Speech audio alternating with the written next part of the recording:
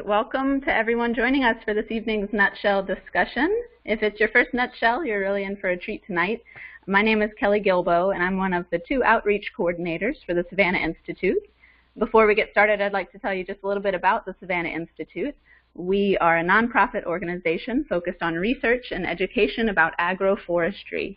And this means working with trees that produce crops which help make farms more profitable, resilient, and healing for the environment.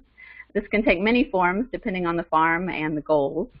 A lot of our work is doing research in cooperation with farmers, connecting farmers and scientists at universities and other organizations. We have lots of events throughout the year at farms and also a perennial farm gathering each year. That's with the aim of helping farmers share what they are learning with each other and more broadly. We also develop educational resources, and all of those resources and all of our event information can be found on our website, which is savannahinstitute.org. I'd like to thank our sponsors, the Hegner Family Foundation and North Central SARE. Without their support, we wouldn't be able to bring you these discussions for free. So we're honored to welcome our presenter for the evening, Paul Wortman. Paul is a creative community facilitator and plant nursery grower near Hanover, Ontario, Six Nations territory. Paul has worked with youth, adults, and communities in creative self-expression, social justice, and permaculture for 10 years. He is dedicated to creating community action that is people-based, cooperative, and restorative. Great. Thanks for the warm welcome, Kelly, and thanks for everyone for taking the time to join. I wanted to start this presentation out just by doing a shout out and a bit of gratitude to the people in my life, because I know a lot of these presentations are often offered by men and people who look like me, at least the ones that I've seen so far. And I just want to say a huge thank you to all the women, both cis and trans, two-spirit and non-binary people in my life who share their experiences in food systems and Indigenous solidarity with me, because I wouldn't learn what I know without them. So there's a list available here. I'm just going to read them out for the people on the phone. But these are people who are publicly listed and have wonderful materials to see. So I just want to say their names really quick. There's Martha Gay Scroggins, Tara Young, Mani Chikabi, Dawn Morrison, Lee Miracle, Lynn Gell, Sarah Rotz, Diane Longboat, Leanne Simpson, Diane Owen, and Harsha Walia. And I invite you all to take 5 seconds to think of a woman, cis or trans, a two-spirit person, or non-binary person who inspires you, and recommend them to the Savannah Institute as a presenter. Just 5 seconds.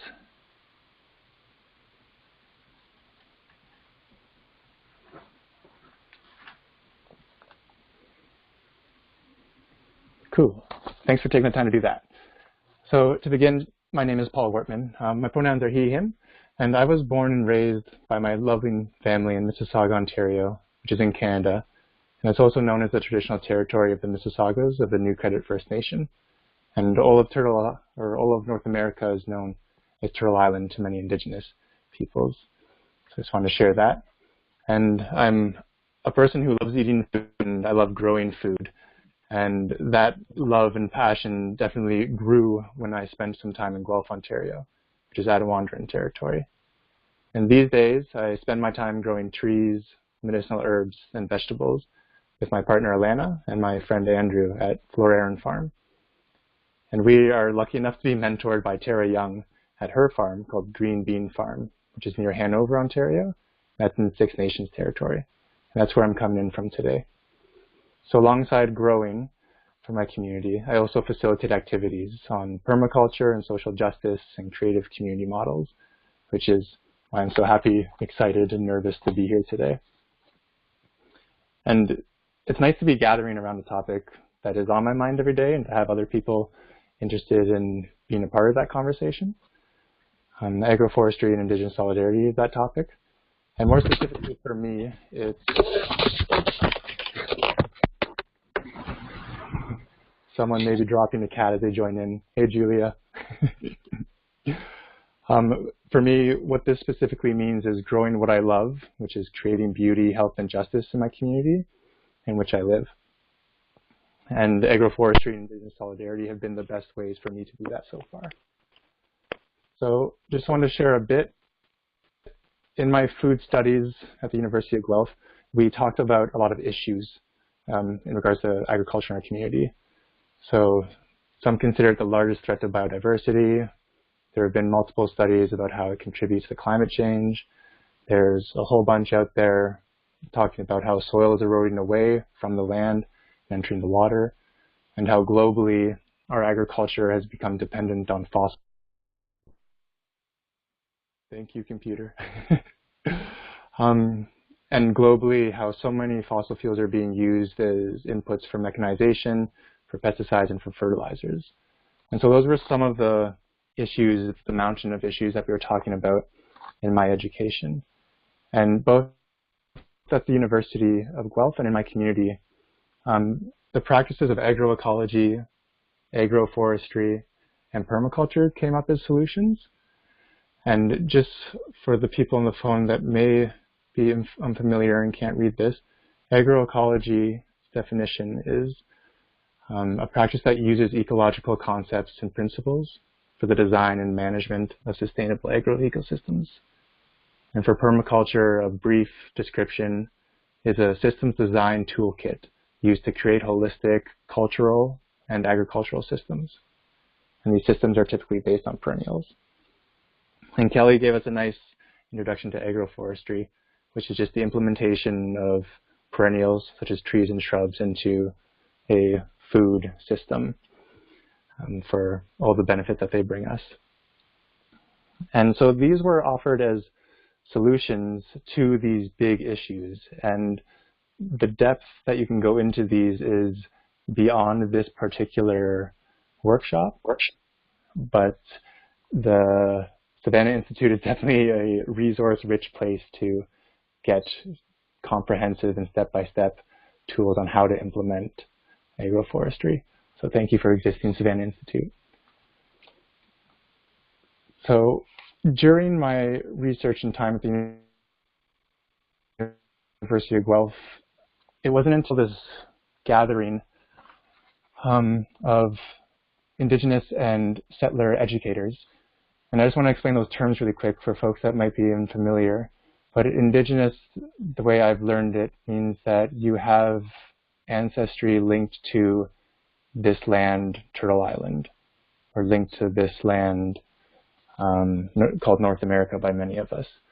And that ancestry is before European colonization. And then for the term settlers, the way I understand it is that anyone that has come to this land known as Turtle Island or North America post-colonization. So it could be someone who's a colonizer, someone who's an immigrant, someone who's a refugee, a newcomer of any sorts, and whose ancestry is from somewhere else other than this land that we're on now. And I'm open to learning more about those definitions if anyone has other definitions of it. But so for me, it wasn't until this moment when there was a chat hosted by my advisor in the Aboriginal Society on campus, where two Mohawk siblings, Dan and Diane Longboat, came together to speak on the topic of integrating Western science with Indigenous knowledge. And Dan quite creatively began with this story, and I just want to share it for the people on the phone. A squirrel used to be able to cross Canada coast to coast without touching the ground. And I thought that was a very creative way of saying some of the things that I've researched, which in Southern Ontario, pre-colonization, so in the later 1800s, the landscape was 80% forest cover. And in Southern Ontario, we have a Carolinian forest in some parts, and it's the most species rich and diverse in terms of trees in almost all of North America. And 2010 records show Southern Ontario to have less than 10% forest cover. So in just a few centuries, under a couple hundred years, 70% of the landscape has been changed from forest cover to primarily settler agriculture and urban development. And so hearing him say that kind of set my research into motion with that little creative story. And then Diane spoke as to how her life and her culture was that forest, and that the destruction of that forest was the destruction of her culture. And that is something that I'd never heard before. And she asked us to reflect on the questions of, what do you do to protect the things that you love? And how do you know what you love without being connected to it? And it was this moment that helped me to realize that my life needed Indigenous perspectives. And without it, this academic career of mine and this life of mine would be set in a direction that was missing a big piece of this land and of the people of this land. So I'm thankful for Diane and Dan Longboat's contributions on that day. And it's inspired my giving this workshop, actually. And the goals, or my hopes for this workshop, are fourfold. The one is to share a tangible tool for reflection, planning, and action. The second is to share our experiences with the mix of agroforestry and Indigenous solidarity. The third is to leave with new thoughts and resources on how to move forward. What are the next steps? And the fourth is to have fun. And because I'm a community facilitator and I like to do things creative so that people build their inner resources to kind of live their life, I'm going to invite people to do what I've done here and use their pen, paper, and pastels to write out these activities that I'm going to show you. And I understand that if you're sitting by yourself at home or around other people in a group, you might maybe feel a little bit silly or embarrassed to draw, maybe as an adult. But I want you to kind of feel that out and find your edge of learning. And it's totally okay to feel those things. But this is an interactive webinar, despite me not being able to see you or hear you right now, which is kind of awkward. But yeah, I'm going to introduce these activities. And after every activity is introduced, I'm going to give you an example. And then I'm going to provide just a short 30-second time period for you to jot down some ideas and to do the activity, which is why we're here, is to do the work in person or over line. So this workshop is going to consist of 6 activities. The first one's called In Hand, and that's going to show us what we have close to us and give us a place to grow from. The second is called Vision, and you're just going to envision what you want in the future for yourself, your community, and the environment that surrounds you. The third one is called Mirror, Monster, and Mountain. And those are the challenges that exist between what we have with us right now and the vision that we want to move towards. The fourth is called a Barrel of Capacity, and it's a self-skill assessment. The fifth is Community Asset Map, kind of shows us who's out there, who we can work with. And the sixth is a Flow to Vision. So how do we get from where we are in hand to that vision that we set out? What steps do we need to take?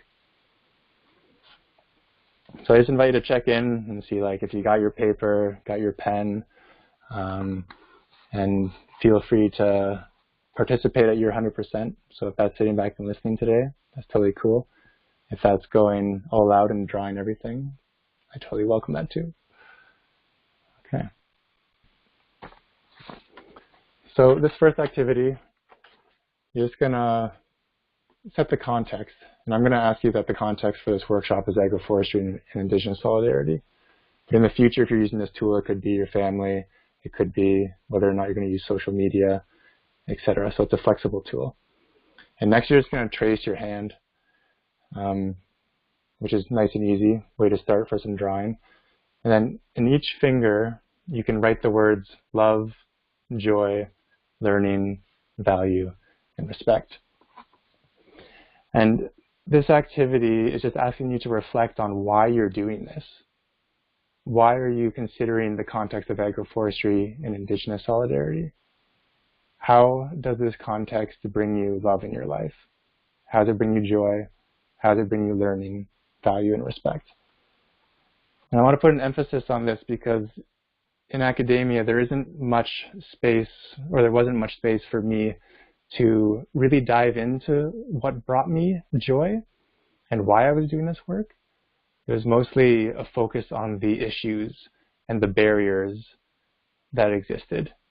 And it made it an unsteady place to grow from if I just knew what I didn't like about the issue or what I thought needed to be changed.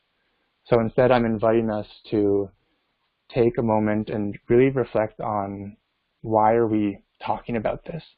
You know, like what do I love? And then when we have that, it's something that we can come back to and remind ourselves, like, right, this is why I'm doing this, and it becomes a place where we can grow out from there. So I'm going to give you an example. In terms of respect, the indigenous perspectives help me to re-see the land that I work with. It helps me to see it not as something to be owned and produced and sold, but to be shared by everyone. And that's something that I'm just learning how to be in relationship with. An example of that pinky there, love. Agroforestry helps me to design landscapes in ways that invites birds in their songs, which is something that makes me feel good. You know, like that's just a tangible thing right there. It also helps me to grow delicious foods while holding the soil in place and protecting the water. And there are so many beautiful, smelly flowers that I don't need to replant every single year that just come back. So that's something that I love about agroforestry. And then learning, which is that middle finger there. Indigenous solidarity brings endless learning of myself as an individual in a very complex community of many people and many different cultures. It teaches me to be humble, considerate, open, and how to form healthier relationships. And so those are 3 examples of something that, again, want to put a lot of focus on and encourage you to take 30 seconds now to just fill out one of those fingers, if you've drawn it out, or if you just want to list one of those 5 words and write out what it is about this topic that brings you love or joy or learning. And if this time's awkward for you, that's cool too, but we'll be back in 30 seconds. Go ahead.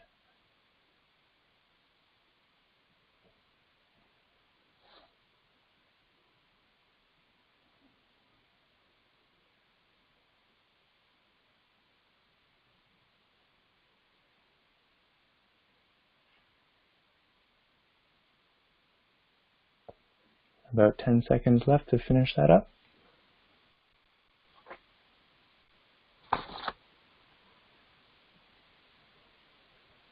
Okay, and if you're in the flow of it, feel free to keep going, but I'm just going to move on to the next piece. The next piece is blinging out that hand. So in this portion of it, you have your hand drawn or your list of those words, and I just invite you to add a painted nail, throw a ring on that thumb, or maybe a tattoo, or maybe you got a mole growing some nice hair there. And these are going to be the supports in our life. They're going to remind us that when we're thinking about growing from this place of joy and learning, that we have supports out there for us. So it could be a physical guide, a community, or a tool for reflection and planning. And just to give you some examples, a community of support for me, which is a ring on my thumb picture here, is the National Farmers Union of Ontario. Our local chapter is a group of people that are very open with their thoughts and emotions and are very driven to work with the local Indigenous community in prioritizing what they would like to see for their community. So that's a group I go to for that, as well as talking about how hedgerows are an important tool, and when we see hedgerows being torn out from the land around us, how we can collaborate with Indigenous communities to create workshops to share information about why we need to grow more perennials and not take them down with the value systems of those Indigenous folks that we're working with. So that's an example of a community of support. A teacher for me, I'm going to share my advisor, uh, Ralph Martin. He helps me from the University of Guelph when I'm doing papers and I feel like, like this is useless and bizarre and this world is so huge and overwhelming. And he helps me focus, like, again, to come back to, like, why are you doing this again? What do you bring that's magic, and how can I help you? So he's someone that kind of reminds me of that joy, which is where the mole is growing out of my ring finger there. And another teacher is someone named Diane Owen for me. And she's a local Métis woman who teaches Indigenous culture to people in her community. And her patience and her knowledge of plants is just something that educates me every time I see her. And I really appreciate her. So I'm just going to give you another 30 seconds to decorate your hand in one small way and then designate what that decoration means for you.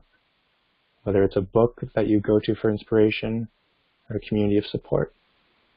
You got 30 seconds. Go ahead.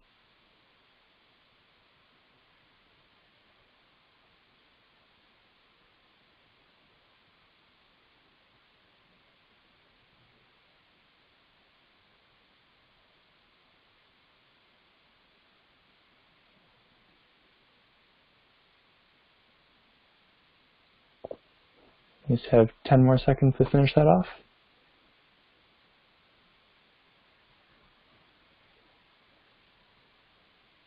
Cool. Hope you got your bling on. We're going to move on to the next one.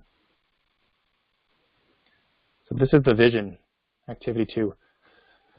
I'm just going to invite you maybe on a new area of that paper or a new piece of paper entirely.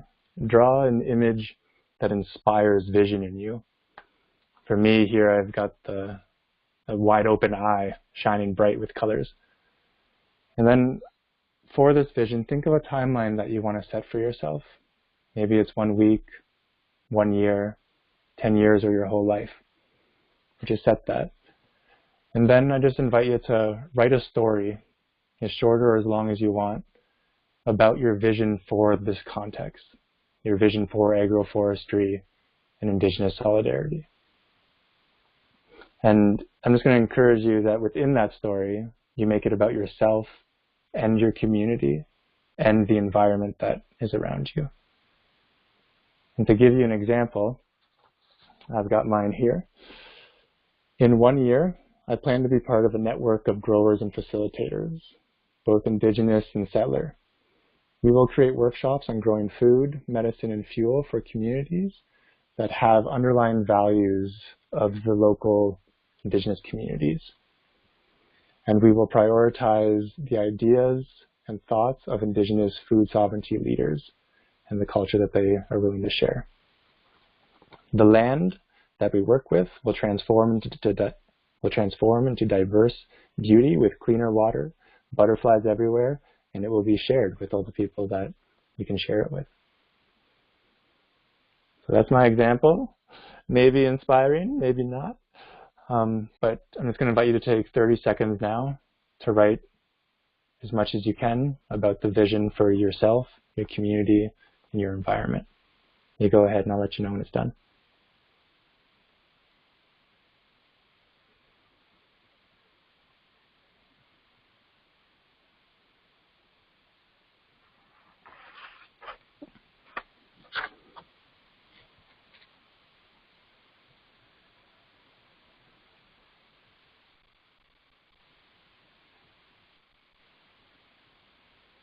Got about 10 more seconds to finish up that awesome story.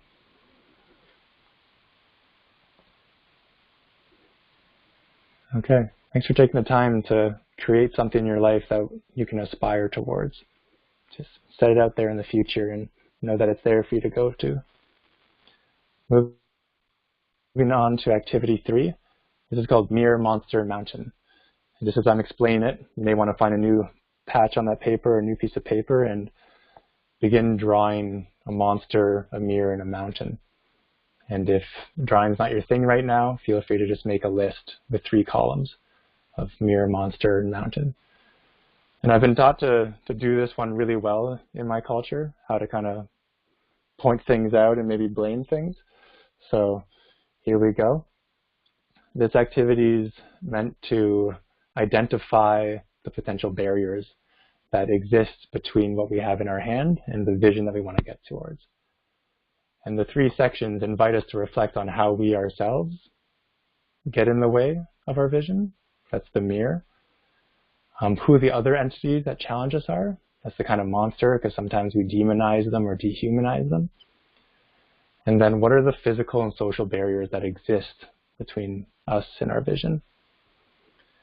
And having a list of these is not meant to deter us or make us feel overwhelmed, but it's meant to bring us to that relationship of what do we have to work with and who's out there that may be in a different direction than we are. And just to, inform us on how we're making steps forward. So to give examples of the mirror, I'm a man with European ancestry, and I work for a university that is heavily funded by a colonial government, the Ontario government and the Canadian government, and is funded by the largest national food store, Loblaws, and some huge multinational corporations like Bayer and Monsanto. So they have a lot of influence on the work that happens in the university that I go to.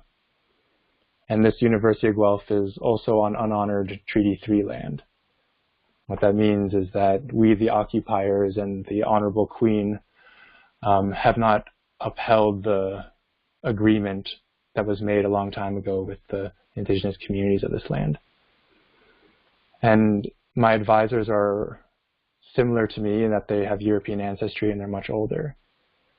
So this mirror of looking at myself and my relationships shows me that I am in a place that is in a very unequal power dynamic with the people who I hope to work with the local Attawandaron nation communities. And so that's something that I need to be aware of in my head. It's like I've been growing up in a culture where this is my role and this is what I know. These are the people who have taught me and told me what to learn. So moving on to the monster, as a greater social system, colonialism has done and continues to do harm to all of us, especially and primarily to indigenous communities. So colonialism is this big monster that I need to be aware of at all times. And as I'm planning certain steps, which we'll get to, I'm just holding that in my awareness. How can I be in this relationship with colonialism? So those were 2 examples of mirror and monster. And I'm going to give you folks 30 seconds to choose one way that the mirror affects you. One way that you stand in the way of your own vision. Okay, 30 seconds.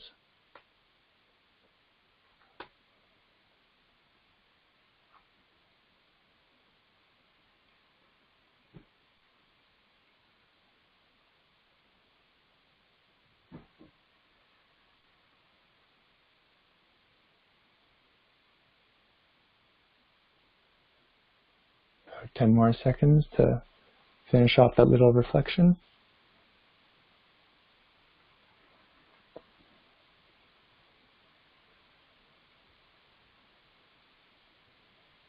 Okay, thanks for taking the time to reflect on that, which can be challenging sometimes when we ask it of ourselves. So I'm just going to ask a check-in so far. For the folks who can chat, feel free to answer these questions in the chat button. For the folks on the phone, I'm just going to ask you to reflect on it, and at the end, you can call in. Sorry that the technology is not the best to support you in checking in right now. But is there anything I can clarify so far? Can I do anything differently to suit your learning? And how's the drawing going?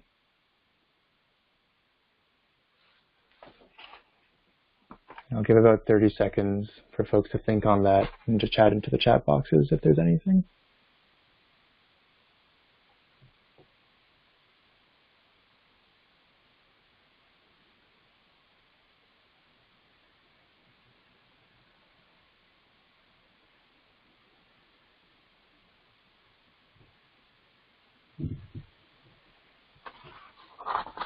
Oh yeah, any positive feedbacks are great, thanks.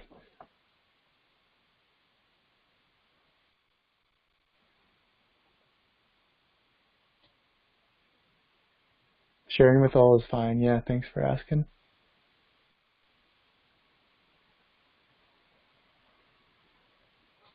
Great, okay. Well, that's 30 seconds. Thanks for the feedback, everybody. Moving on to the next activity is barrel of capacity. So this is just a fun metaphor to help you reflect on the skills that you have and the skills that will help you work towards your goals. So if you're sketching, I invite you to challenge yourself and draw a barrel with multiple planks. And within that barrel, there's going to be a liquid of some sort. You can choose what that liquid is. Maybe it's water, maybe it's some type of fizzy drink, maybe it's maple syrup. And this is just something that helps to lay out what you're able to contribute in terms of the planks. And the liquid, again, is this capacity for you to achieve this goal. And I got this really fun metaphor from someone named Aaron, who is the project coordinator on the national level for the National Farmers Union. And yeah, so thank you, Aaron, for this. The next step before you get overexcited and put all those planks fully up is to think about where your skills are. And so I'm going to take a step back. For the folks who are not drawing, if you prefer a list, you can write a list and make multiple rows of these skills, and then just give yourself a rating 1 out of 5 for these skills. And so if you can see the picture, or if you are seeing your list of skills, you want to show where your skills are well established and what you can contribute, and where some of your skills are not as well developed and where you maybe need to learn more or request external support. So an example for myself is that I feel that my facilitation skills are something that I've developed and can contribute. I feel like my listening skills are really great. And I also have some plant knowledge that is maybe 3/4 of the way up the barrel in terms of planting trees and learning about buffers between growing food and rivers or waterways. And in terms of permaculture, I feel like I'm 3/4 of the barrel up. But where my planks of my barrel are low, where my skill level has room to grow, is in doing data analysis, like in stats when I'm doing research, or lab work when I have soil from my plots. Like that stuff's far above my head. And the place that is quite low as well is my knowledge of local history. I've moved to Hanover, or Neustadt area, which is Six Nations territory, and so my knowledge is low there, and that's somewhere where I need to open up and find external support so I can learn more, or find someone who can play that role in my life if this is a team. So hopefully that was clear. I got kind of excited with this metaphor here. But take a moment with your list or with your drawing of a barrel and just pick 3 skills that you feel that you're either really established in and you want to contribute, one that you're medium and you have lots of room to learn more, and maybe a skill that's really low and kind of leaking out capacity in an area where you want to invite someone else to help you teach or to help you learn. So go ahead and you got 30 seconds to find those 3 skills.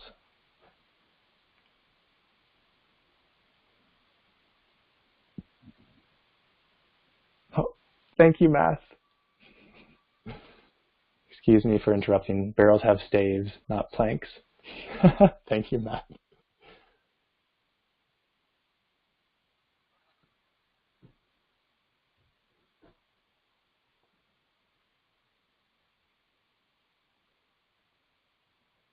Just 10 more seconds to finish up your skills.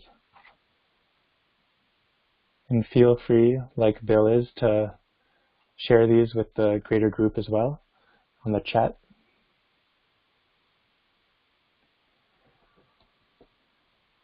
Okay.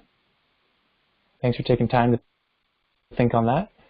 The next activity, activity 5 here, is community asset map. So again, on a new page, draw a circle in the middle and put yourself, your name in there. And then make little circles around you, rubbing up close or however much space you'd like, and put the names of the people who support you through anything. And then add some extended arms coming out of you and them, kind of radiating out of these circles. And these may be organizations or a greater community or an individual with expertise who you already know, or they may just be spaces for you to find those people.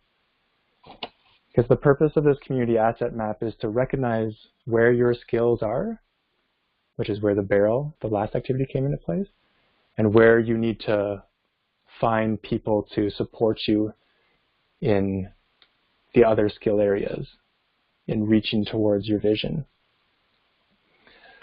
So an example for me was I came to this farm, Green Bean Farm, in October, which was 8 months ago, and I knew nobody except for my partner Alana and my friend Andrew, who were also new to the area, and I knew Tara. And we came in here fresh and asked her, it's like, you know, like, here are the things that we're interested in, can you help us? And that's the first easy step. It's like, you know, I'm interested in agroforestry, like, do you do that, or do you know anyone who works with trees? She's like, yeah, here's someone who manages a woodlot. You can go work with him and help harvest wood, and he'll teach you about basal area and tree density. I was like, cool. And she's like, here's this course that I recently took on the local indigenous history of this land with someone from the Native Friendship Center named Glenn. And he hosts this course. You can go to that. I was like, wow, great. So my community asset map just grew right there, and I became aware of individuals who I could go to who had knowledge in an area that I was hoping to increase. And so with those examples, I'm just going to invite you to spend 30 seconds. This is the second last time that you have to spend 30 seconds thinking on something. And just think of people who are close to you, who you can reach out to even tonight or tomorrow to ask how to move closer to a vision within agroforestry and indigenous solidarity. Go ahead.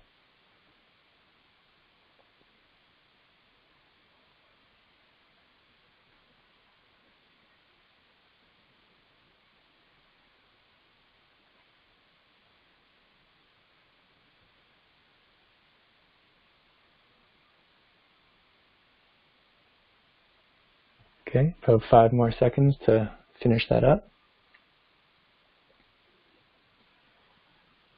Nice. Good. I hope you had good fun thinking of the people you could reach out to. And if you weren't able to think of anyone to reach out to right now, that's totally cool. I'll offer some resources at the end. So the last activity, activity 6, is flow to vision. And again, on a new page, I just invite you to think of your unique path through life and to draw or just to think about what best represents your path towards your vision. Maybe it's a tree with multiple arms. Maybe it's a straight line. Perhaps it's a blocky hopscotch or a flowing river. And then I just want you to think about where you are and position yourself within that path to the vision. Maybe you're at the start or just at the beginning somewhere. Maybe you're almost at the vision. Maybe some of you are somewhere in between. And then what this activity asks of you is just to schedule things and plan steps that are small, doable, and specific to get towards your vision. Because I don't know about you, but sometimes when I get super excited and I'm in that place in hand where I've got like all this joy and all this excitement, it's like, yeah, I'm going to do all this stuff. I'm going to make this vision. And then it's like I look at it the next day and it's like, whoa, that was a big vision. And that's feeling a little bit like overwhelming now maybe. And it's like, I'm just going to go eat some like popcorn or check Facebook, like distract myself from something that's maybe too big. So these steps help us to like come back to what we had planned previously. It's like, right, I got this small step that's like almost as easy as brushing my teeth, and I'm pretty good at that. So I'm going to take that on and do it. And then it's like, oh, whoa, here I am, like at the next step. It's like, oh, whoa, like someone planned this out for me. It's like, great, thanks, past self. So it becomes like a schedule that you can just follow along. And it's not meant to be carved in stone. It doesn't need to be dogmatic, and you don't need to beat yourself up mentally or physically if you don't follow it. It's just meant to be a guide and help you to get back on track if you wanted to. And I have a little note down here at the bottom right that says use it with a winky face, because these are like, if you've been drawing or making written lists, these are fun things that you can like put up on your wall and remind yourself, like, right, I did all that like cool creative work, and like when I see that, it inspires me to get back in the flow of that. So all these activities are like artwork now that you can post up on your wall or have at your like desk or somewhere where you go for inspiration. So an example of mine, it was the same as the story I shared for the community asset map. I came to this farm midway in my vision to getting towards a vision of having practitioners that are indigenous and settlers working together to share the information about how to grow food, medicine, fuel, beauty for our communities, and doing that with values that are based in indigenous solidarity around food sovereignty and land rights. And so I came to this farm, asked about who was doing that, got involved, open to learning, and now I'm with the group of people that are planning workshops to teach in our local area. It's like, cool, like I'm 3/4 of the way to my vision for the end of this year. And it provides this nice reflection piece where it's like, yeah. So, oh, a little trick. This time I invite you to spend 1 minute to plan one small, specific, doable step that you can do this week to get closer to your vision. And the whole context of this workshop has been within agroforestry and indigenous solidarity, mixing the two. So I invite you to think of a vision or one small step getting towards that context. And I'll just give you a minute to do this last activity before we wrap it up. You go ahead.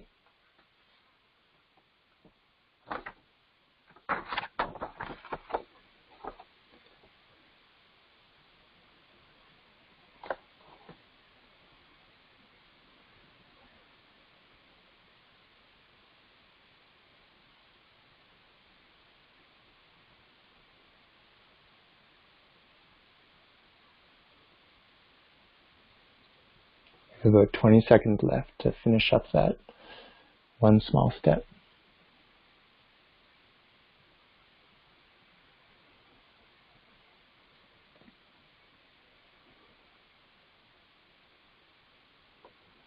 Maybe adding on those last 2 words.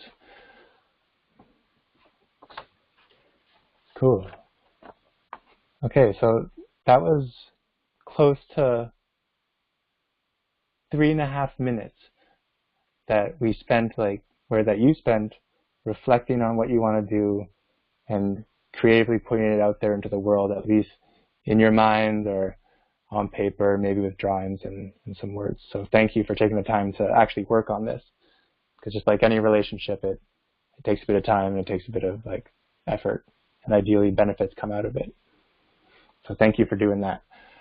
I have some examples here in case nothing came up that was small or you're still kind of looking for some inspiration, which is totally cool. So one step that you could take is learn about whose traditional territory or traditional land you're living on. And there's a website called www.native-land.ca. Another example is find the nearest Native Friendship Center and join in on one of their open invitation events to learn more about what's going on. Another example is learn about where your family came from before coming to Turtle Island, before coming to North America. And the last one I'll share for now is to invite Indigenous food sovereignty practitioners to events that you're organizing, whether that's someone who makes food and caters, or if it's someone who plays music, or if it's someone who speaks on the topic. just invite them to your events that you're organizing. And there's some more examples there that will be dispersed with these slides afterwards. And I've been writing a paper on this that I'm hoping to have published in open access so that a bunch of people can read. And within that, I've laid out a plan for researchers and organizations on steps that they can take in order to increase their awareness and their action on Indigenous solidarity. And it was intended for people that were working with perennial plants and food systems that grow for local communities while prioritizing local Indigenous groups and ecologies. So this is there, and there's a lot of wording, so I'm not going to read it out right now, but it will be sent out with the slides as well. And the paper I'll pass along to Savannah Institute, and maybe they'll pass it around too. So just as an overview of those list of activities, there were 6. They can be used chronologically altogether, or they can be used in a modular sense. You can take one that you just need to go over again and use that in your life. And if you feel like you need to create art, here's a nice way to inspire that. And on to the questions and sharings. And thanks for listening, everyone. It's kind of weird speaking into a silence and into my bedroom and not being able to see your faces or your artwork. So thanks for listening and for participating on the chat room. Wonderful, and thank you, Paul, for sharing everything. That was some great reflective time, and I'm glad to see some comments in the chat box as we went along. Bill, you should be live. Oh, I just had one question. I looked at the nativeland.ca that you suggested. That's interesting. I found that there were perhaps as many as 6 or 7 different Indigenous folks who lived in the area where I live at the time. Thank you for that idea. And Bill, yeah, you're welcome. It was a resource shared with me, and it came in handy when I was trying to model what I learned from Harsha Walia, which is every time I state the settler name for a place, try to state the name of the Indigenous place as well. And it was a tool that just helped me connect to that. And the creator of that website is the first to acknowledge that maps are tricky things and that borders are tricky things in the sense that they don't exist on the land and that they shift and move. And so it's an ongoing project and concept, I suppose. But I'm glad it can be of some use. Yeah, thanks for the comment. Paul, I'd love to know if any of us wanted to share these activities with colleagues or folks that are in our networks and circles. How might we go about that? The way you could go about it is I've tried to lay out all the steps involved on these slides. And so if you have an organization, say like myself with the local chapter of the National Farmers Union, if you're in a group and people are throwing out ideas and they're really excited, or if they're feeling kind of like lost or stuck, you could be like, I have this activity that helps us to reflect and plan on what it is that we actually want to do. And you could suggest one or all of the activities. And then if people are up for trying it, you can gauge the level of creativity that they're ready to participate at. So if you get a feel that people are like, yeah, I'm ready to like draw, then go with it the way it's been laid out in these slides, starting with that hand. And if people just want in a list, you can reformat it in a way that it's just in a list and people can write it out. And then otherwise, yeah, again, those tools are modular. So if you just need something to help create a vision, which is activity 2, and then you need something to help create specific steps to get to that vision, you can use activity 6. And you're welcome to take them and use them however you'd like. And I also have an email, which is which is wearemanyrivers@gmail.com. And I'm happy to help you make a plan and kind of like test the atmosphere of your group that you're working with and set something up that would be helpful. If there are no other questions, yeah, I'd like to thank you again, Paul, for sharing your wisdom and your activities with us. Thanks for everyone for joining us and partaking in the activities. I hope you got a lot out of it. Feel free to email your drawings or whatever, take a picture of it and send info@savannahninstitute.org. Maybe we can share on our social media or something. So that's all I've got to say, but thanks again to Paul. If you have any final words. I'll say thanks to all of you, and thanks, Kelly, and to the Savannah Institute for picking up a conversation that will hopefully grow. Absolutely. Great. Well, thank you again, and have a good night, everyone. We'll see you next time. Bye, everyone.